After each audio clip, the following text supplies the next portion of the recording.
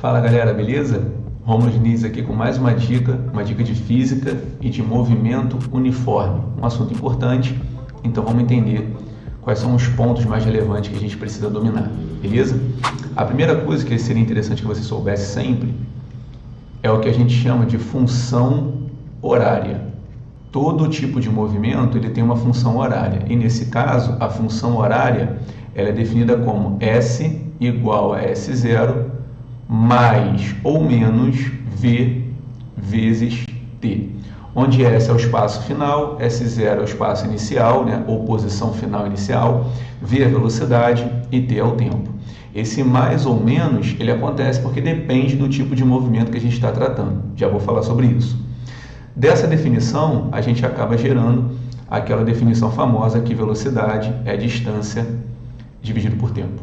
Tudo bem? Variação de distância sobre a variação do tempo. Até aí tudo bem? Beleza?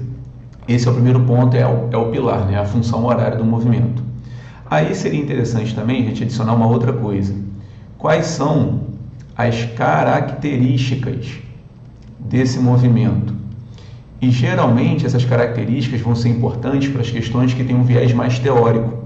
Quando a gente tem uma questão mais prática, uma questão que envolve conta, a função horária geralmente vai ser aplicada. É o que a gente vai trabalhar.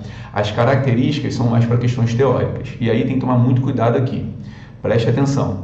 Quais são as características do movimento uniforme? Primeiro de tudo, a velocidade é uma constante. CTE é a constante. Ou seja, a velocidade não varia. A velocidade é constante, ela se mantém ao longo de todo o movimento. Beleza?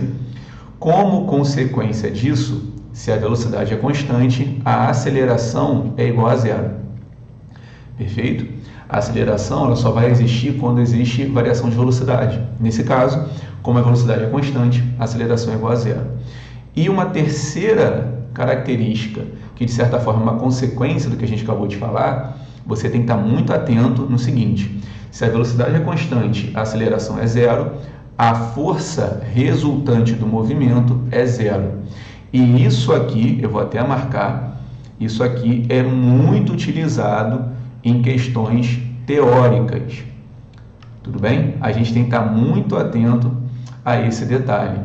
Se o movimento é uniforme, você tem que ficar atento que a força resultante naquele corpo que está em movimento uniforme, ela tem que ser zero, beleza? Mais para frente eu vou trazer exemplos disso, como que a gente aplica isso nas questões teóricas. Perfeito? E por último, e aí é uma parte que muita gente tem dificuldade, são os gráficos.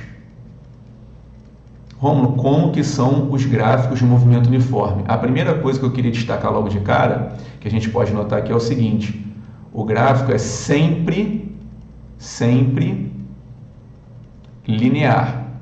Então, os gráficos de movimento uniforme sempre serão retos. A questão é, você tem que tomar sempre cuidado com o detalhe. Basicamente, nós temos dois tipos de gráfico: o gráfico de espaço por tempo ou o gráfico de velocidade por tempo. Então, sempre olha, anota essa dica, os eixos antes de analisar o gráfico. Então, olha só, deixa eu diminuir um pouquinho aqui. Se a gente tiver, vamos lá, o gráfico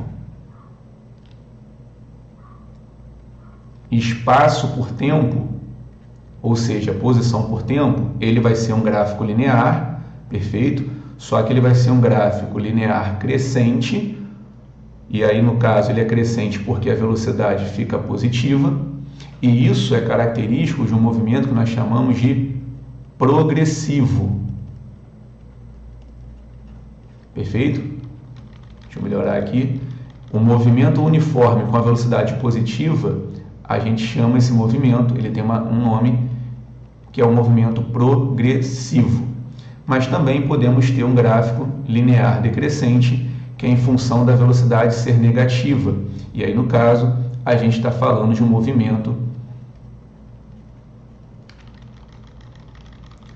que nós chamamos de retrógrado.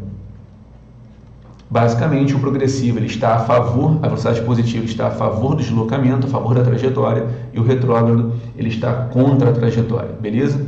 Os pontos de partida no gráfico, marcando aqui em vermelho, é o que a gente chama de S0, é o espaço inicial, do móvel, beleza? Até porque aqui é a origem do gráfico, perfeito?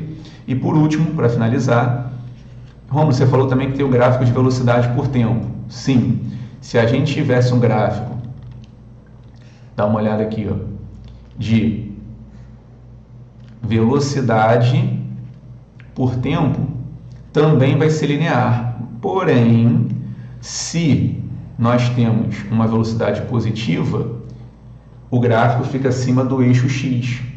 Se nós tivermos uma velocidade negativa, o gráfico fica abaixo do eixo X, no caso do eixo do tempo. Perfeito? Espero que essa dica te ajude, esse mini resumo, bem objetivo, com a base de movimento uniforme. Belezinha? Tamo junto, até a próxima!